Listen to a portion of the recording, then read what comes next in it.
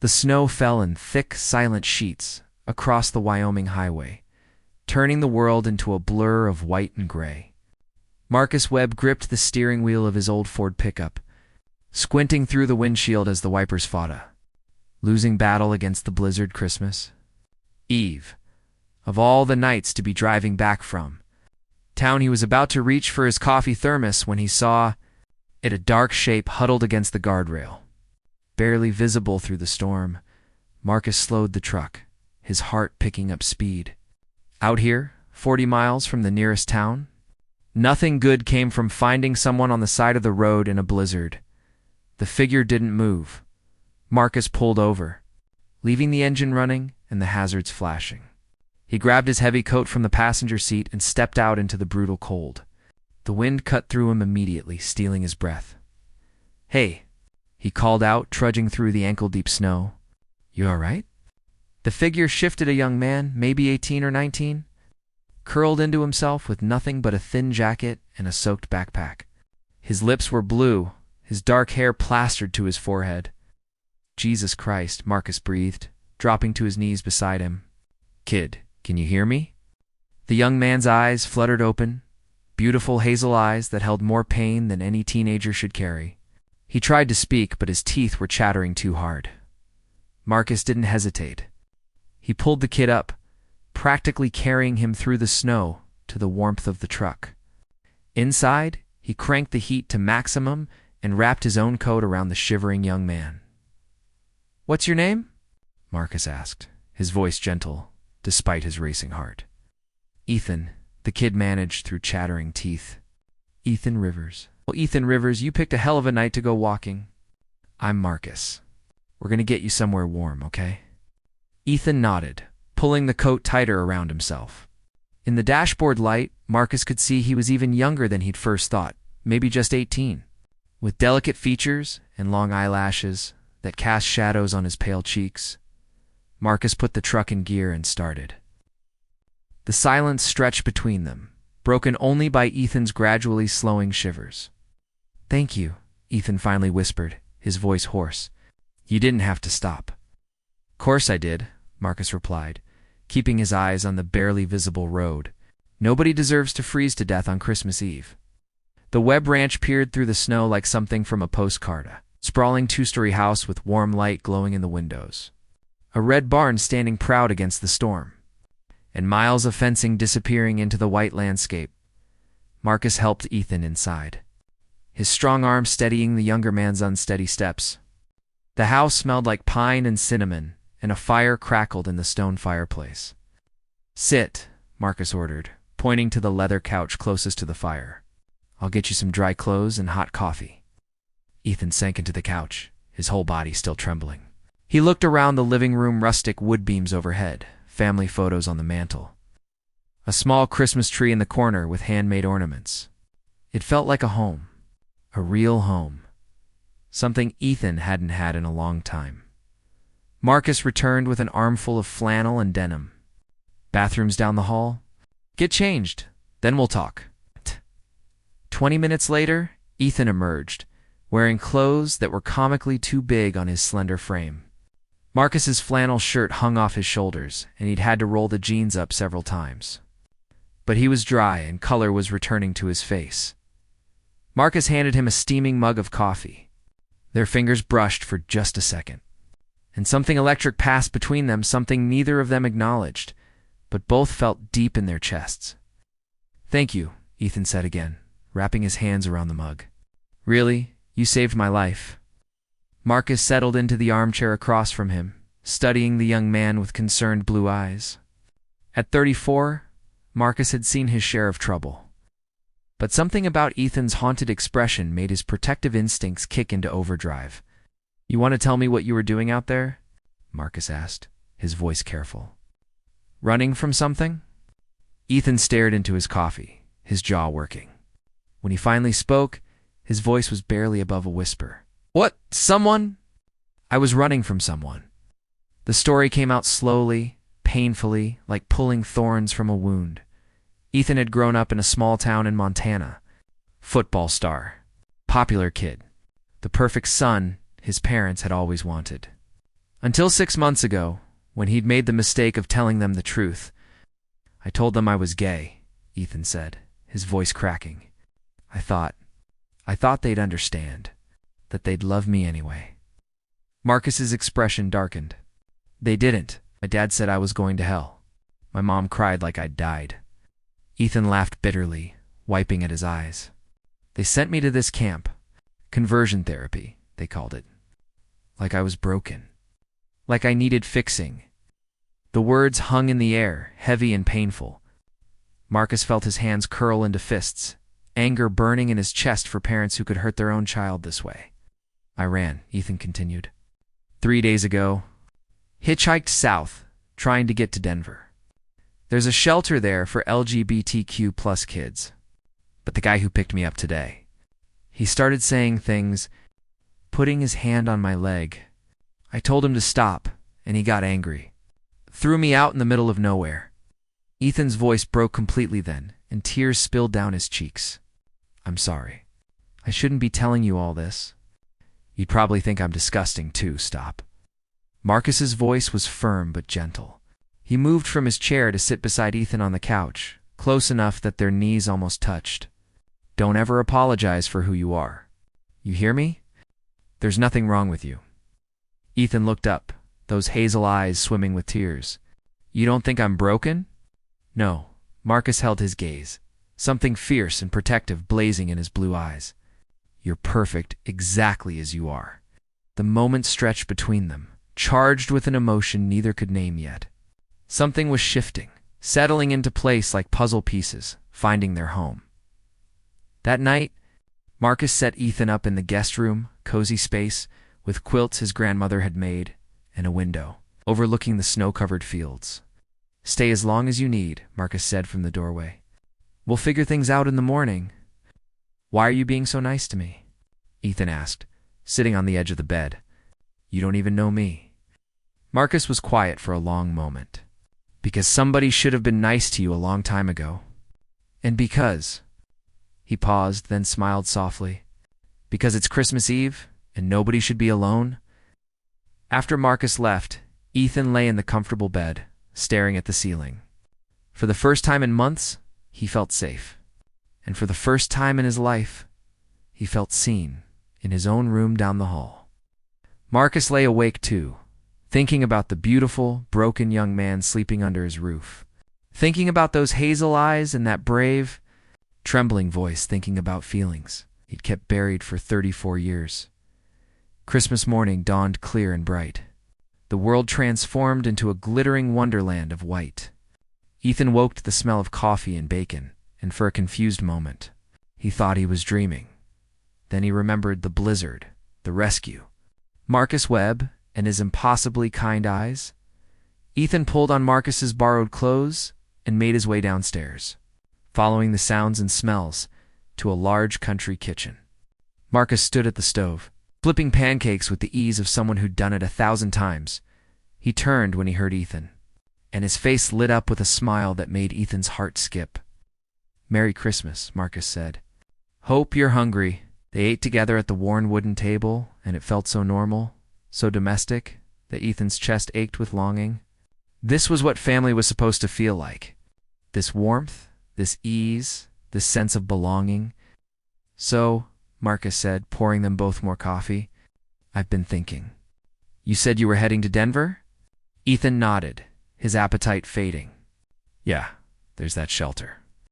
They help kids like me get on their feet, find jobs, finish school. That's a good place, Marcus agreed. But Denver's still a 4-hour drive in good weather, and you're in no shape to travel yet. You were hypothermic last night, Ethan. You need rest. I don't want to impose. You're not. Marcus reached across the table, his calloused hand covering Ethan's. The touch sent electricity shooting up Ethan's arm. Stay here, at least through New Year's. Give yourself time to heal, to think about what you want to do next. Ethan looked down at their hands, Marcus's so large and strong, his own looking delicate in comparison. When he looked back up, Marcus was watching him with an intensity that made it hard to breathe. Okay, Ethan whispered. Thank you. The days that followed fell into an easy rhythm. Ethan helped around the ranch, feeding the horses, mending fences, learning the routines that Marcus followed with practiced ease. The work was hard but satisfying, and Ethan felt stronger with each passing day. But it was the evenings that became precious. They'd sit by the fire, talking about everything and nothing. Marcus told stories about growing up on the ranch, about his parents who'd passed years ago, about the loneliness of running a place this big by himself. Ethan talked about his dreams going to college, studying literature, maybe becoming a teacher. Dreams that had seemed impossible just weeks ago. "You'd be a great teacher," Marcus said one night, his blue eyes soft in the firelight. "You're smart, kind. Kids would love you." Ethan felt his cheeks heat. "You barely know me." "I know enough." Marcus's voice was quiet, almost careful. "I know you're brave. Running away from that camp, surviving on your own, that takes courage." "I was terrified every second," Ethan admitted. "Courage isn't not being scared. It's being scared and doing it anyway." Aku smiled. "You're one of the bravest people I've ever met." Their eyes met across the space between them, and something unspoken passed in that look. Something that made Ethan's pulse race and his mouth go dry. He was falling for Marcus Webb, falling hard and fast, like snow in a Wyoming winter, and terrifyingly wonderfully. He thought Marcus might be falling to New Year's. Eve arrived with unexpected warmth, one of those strange winter days where the temperature climbed into the 50s and the snow began to melt. Marcus suggested they ride out to the northern pasture to check on the cattle. Ethan had learned to ride over the past week. Though he wasn't graceful, he loved the freedom of it. They rode side by side, their breath steaming in the clear air, the mountains rising majestic in the distance. "It's beautiful here," Ethan said, taking in the endless expanse of land and sky. "I've never seen anything like it." "It's home," Marcus replied, then hesitated. "Or it could be. For you. If you wanted." Ethan turned to look at him, his heart suddenly pounding. "What do you mean?" Marcus pulled his horse to a stop, and Ethan did the same. They sat there in the melting snow, the world silent around them, except for the soft sounds of the horses and the distant call of a hawk. "Stay," Marcus said, his voice rough with emotion. "Don't go to Denver. Stay here. With me, Marcus." "I know it's crazy," Marcus continued, the words tumbling out like he'd been holding them back for days. "I know we barely know each other. But Ethan, I haven't felt this way in ever. I've spent my whole life hiding who I am, pretending, keeping people at a distance. And then you show up and suddenly everything's different. You're different." Ethan could barely breathe. You're gay?" Marcus laughed, a sound caught between relief and nervousness. "Yeah. Took me 34 years to say it out loud, but yeah. I'm gay. And I'm falling for you." The confession hung in the air between them, brave and terrifying and true. Ethan felt tears prick his eyes. But these were happy tears, hopeful tears. "I'm falling for you too," he whispered. "I have been since that first night." "I thought I was crazy, that I was imagining it." "You're not imagining anything," Marcus said, swinging down from his horse. He walked over to Ethan, reaching up to help him dismount. Their bodies were close. So close Ethan could feel the heat radiating from Marcus's chest. "I want to kiss you," Marcus said, his voice low and rough. "But only if you want that too. Only if you're ready." In answer, Ethan closed the distance between them, rising on his toes to press his lips to Marcus's. The kiss was gentle, tentative, a question and an answer all at once. Marcus's hands came up to cup Ethan's face, his touch reverent, like Ethan was something precious and fragile. When they broke apart, both breathing hard, Marcus rested his forehead against Ethan's. "Stay," he whispered again. "Build a life here. With me. We'll figure everything out together." "Yes," Ethan said, joy flooding through him like sunlight. "Yes, I'll stay."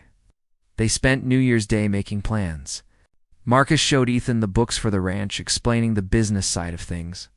They talked about Ethan enrolling in community college in the fall, taking classes online so he could study and help run the ranch at the same time. "We're partners," Marcus insisted. "Equal partners.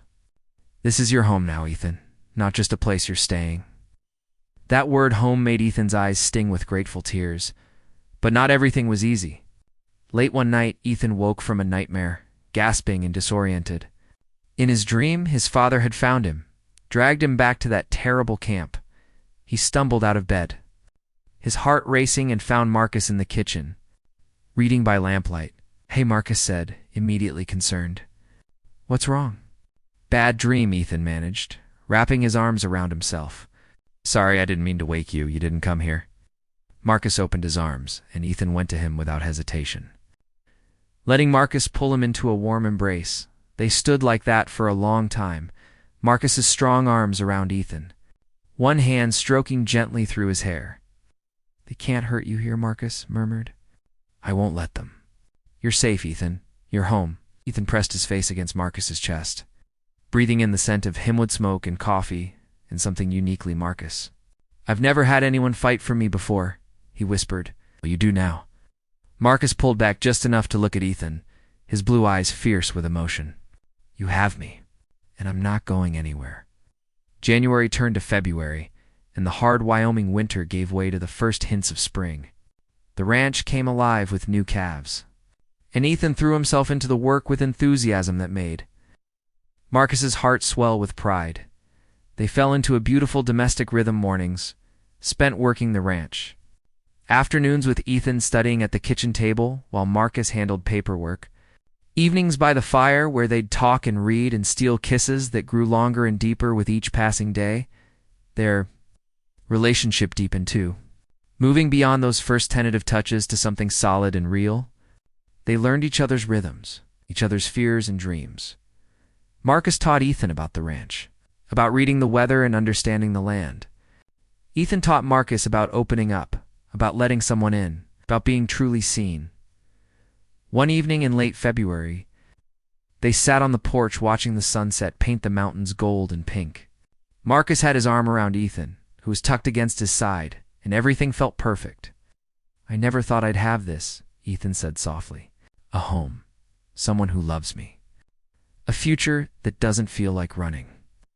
"You deserve all of it," Marcus replied, pressing a kiss to the top of Ethan's head. "And so much more." Ethan turned to look at him, his hazel eyes reflecting the sunset. "Do you ever think about what would have happened if you hadn't stopped that night? If you'd just driven past?"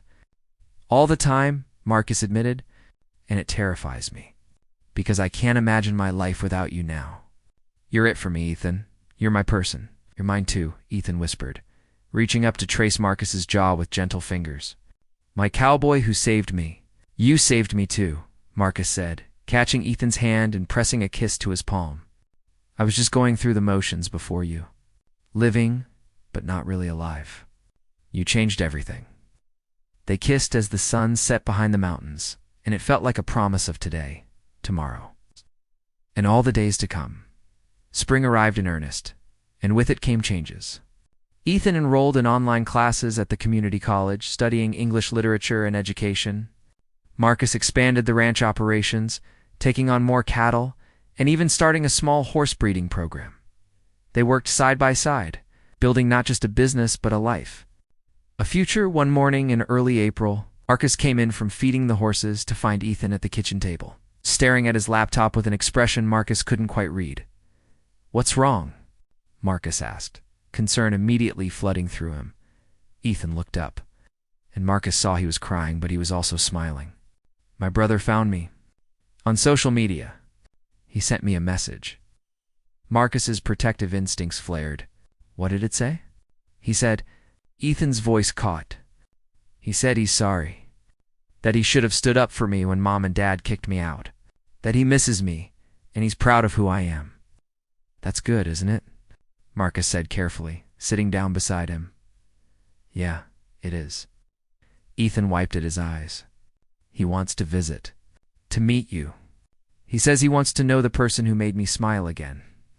Marcus took Ethan's hand, lacing their fingers together. "Then let's have him come. Family's important. The family we're born with, and the family we choose." "You really mean that?" "Every word." Marcus squeezed his hand. "This is your home, Ethan. You get to decide who's welcome here. And anyone who loves and accepts you is welcome in my book." Ethan's brother, Jake, visited in May. He was 22, tall and athletic like Ethan, with the same hazel eyes. The reunion was emotional, Jake apologizing over and over, Ethan crying and forgiving him. The two brothers rebuilding the connection that had been broken. Jake stayed for 3 days. And by the end, Marcus felt like he'd gained a brother too. Over beers on the porch the last night, Jake pulled Marcus aside. "Thank you," Jake said, his voice thick with emotion. "For taking care of my little brother? For loving him. He's easy to love." Marcus replied simply, "I can see how happy he is here." "With you?" Jake smiled. "I told our parents about this place. About you." Mom cried. Not the bad kind of crying, the regretful kind, I think. "I think they might come around eventually. And if they don't," Marcus asked, "then they're missing out on knowing an amazing young man and the person who loves him." Jake clapped Marcus on the shoulder. "You're good people, Marcus Webb." That night, after Jake had gone to bed in the guest room, Marcus and Ethan lay together in their room, the room they'd been sharing for months now, their lives and hearts completely intertwined. "I love you," Ethan said into the darkness. "I don't think I've said that enough. But I do. I love you so much it scares me sometimes." Marcus pulled him closer, pressing a kiss to his forehead. "I love you too. More than I thought I could love anyone. You're my everything, Ethan Rivers." What happens when a cowboy finds a gay teen abandoned on Christmas Eve and learns the truth? Ethan asked softly, echoing the question that had become their inside joke. Marcus smiled, his voice warm with love and certainty. He finds the missing piece of his heart. He finds home. Summer arrived with long golden days and warm nights filled with stars. The ranch thrived, and so did Marcus and Ethan's relationship. They built a life together that was honest and open, no more hiding, no more pretending. They were simply two people who loved each other, building something real and lasting. One evening in late June, Marcus took Ethan up to the highest point on the ranch, where you could see for miles in every direction. The sun was setting, painting everything in shades of amber and rose. "You know what today is?" Marcus asked, pulling Ethan against his chest, his arms wrapped around him from behind. "Thursday," Ethan guessed, laughing. 6 months since I found you in that snowstorm." Marcus's voice was soft, reverent. 6 months since my life changed completely." Ethan turned in his arms, looking up at him with those beautiful hazel eyes that Marcus would never tire of seeing. "Best 6 months of my life? Mine too." Marcus hesitated, then reached into his pocket. "Which is why I wanted to ask you something." He pulled out a simple silver band, nothing fancy but solid and real and true. Ethan's eyes went wide, his hand flying to his mouth. "I know we're young," Marcus said, his voice rough with emotion. "I know people might say we're moving too fast. But Ethan, I've never been more sure of anything in my life. I want to build a future with you. I want to wake up next to you every morning for the rest of my life. I want to grow old together on this ranch, watching sunsets and raising horses and just being us." Tears were streaming down Ethan's face now, but he was smiling so bright it rivaled the setting sun. "Ethan Rivers, will you marry me?" "Yes," Ethan breathed. Then louder, "Yes. Yes, of course yes." Marcus slid the ring onto Ethan's finger, and they kissed as the sun sank behind the mountains, a kiss full of promise and hope and a love that had bloomed from the unlikeliest of beginnings. They planned a small wedding for September, right there on the ranch. Just close friends and Jake, who would stand as Ethan's best man. Marcus's old college roommate would stand with him, one of the few people who'd known the truth about Marcus for years, as the summer days counted down to their wedding. Marcus and Ethan often found themselves reflecting on the journey that had brought them here. "Sometimes I still can't believe this is my life," Ethan said one morning as they worked side by side in the barn, "that I get to be here with you, that I'm actually happy." Marcus stopped what he was doing, pulling Ethan into his arms despite their dusty clothes and the work waiting for them. "You deserve every bit of this happiness. You deserve the whole world." "I don't need the whole world," Ethan replied, resting his head against Marcus's chest, listening to the steady beat of his heart. "Just this. Just you. Just us." The wedding day arrived clear and perfect, the Wyoming sky an impossible shade of blue. They'd set up chairs in the pasture, where Marcus had first told Ethan he loved him, where they'd shared that first real kiss. Ethan wore a simple gray suit that Marcus had helped him pick out on a trip to Cheyenne. Marcus wore his best jeans, boots, and a crisp white shirt Cowboy through and through. But the biggest surprise came just as the ceremony was about to begin. A car pulled up the long driveway, and when the doors opened, Ethan's parents stepped out. Ethan froze, his hand gripping Marcus's so hard it hurt. "They came," he whispered, his voice shaking. They actually came.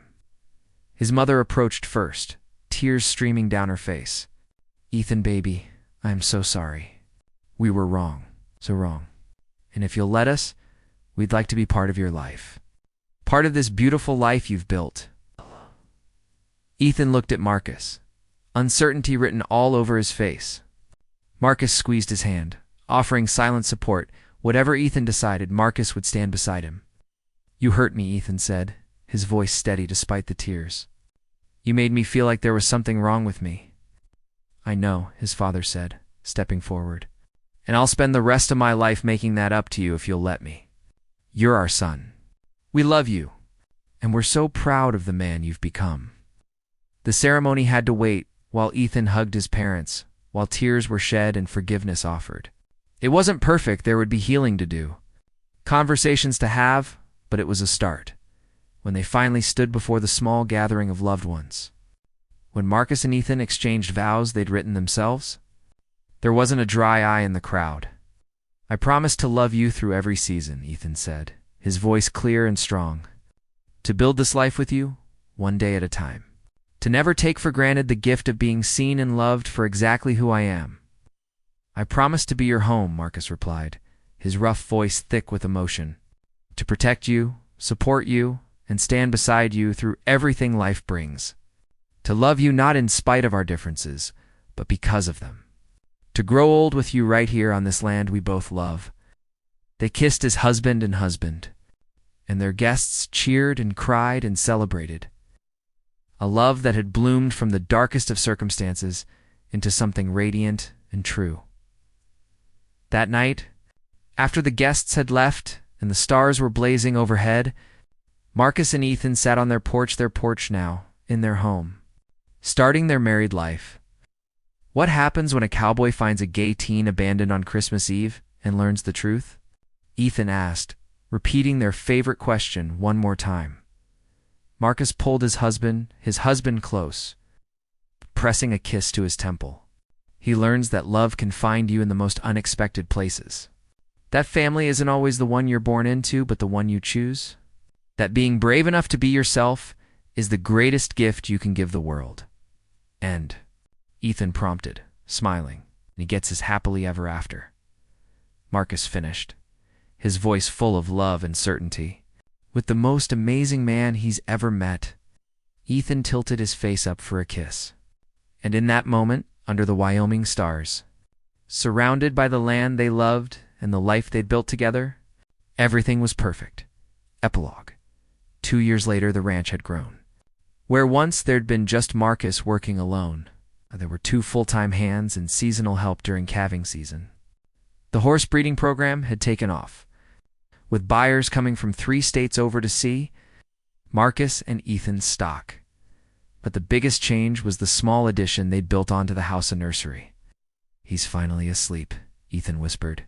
Tiptoeing out of the room where their adopted son, 3-month-old, Liam, had just dozed off, Marcus pulled him close. Both of them exhausted but happy. "You're a natural at this," he murmured. "Both are," Ethan corrected. "Partners, remember?" They stood there in the hallway of their home, watching the sunset through the window, the same sunset they'd watched 100 times before. But somehow it was always new, always beautiful. "Do you ever think about that night?" Marcus asked. "The blizzard? Finding you?" "All the time," Ethan admitted. "It was the worst night of my life, and the beginning of the best thing that ever happened to me."